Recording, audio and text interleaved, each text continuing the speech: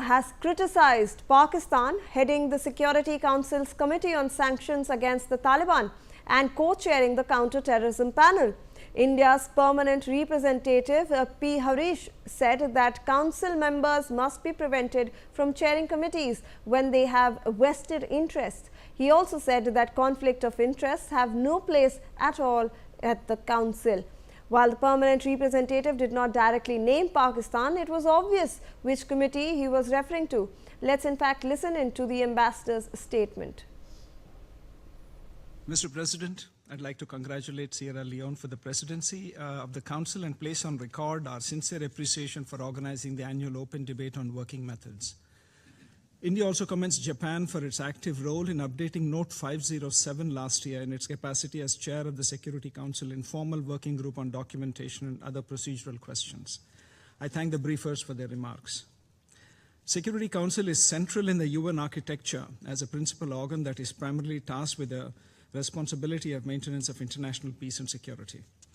As a UN organ whose sphere of functions covers a range of areas but membership limited to only 15 members, working methods of the Council are critical to its credibility, efficacy, efficiency, and transparency. This gains particular salience in a world beset with multiple crises and facing numerous challenges.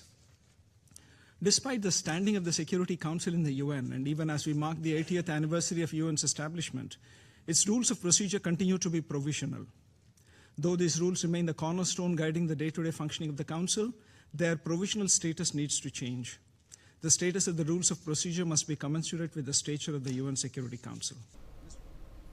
I want to go across to my colleague Ajay Jandyal again. Ajay, we know that India did not directly name Pakistan in this dig. However, we know who is heading and what committee we were talking about. Pakistan, we saw last month that Afghanistan's foreign minister was in India, and that visit had faced a lot of delay. And it can be because of that committee that actually sanctions travel plans of Taliban members. And also Pakistan is co-chairing a committee on terrorism, even though it provides safe haven to a lot of terrorist groups. So obviously India is taking this dig at Pakistan, even though it's veiled.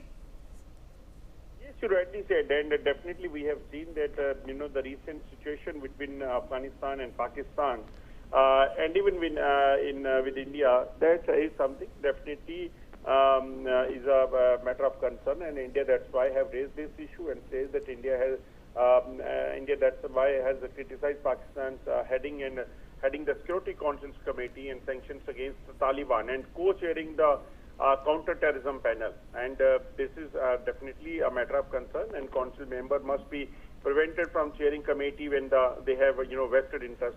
Definitely in Pakistan have the vested interest, and we have seen that how India have says that obvious and outright conflicts of interest can have no place in the council. That is what have been conveyed in the meeting. Right.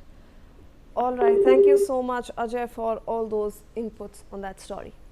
Now, Prime Minister Narendra Modi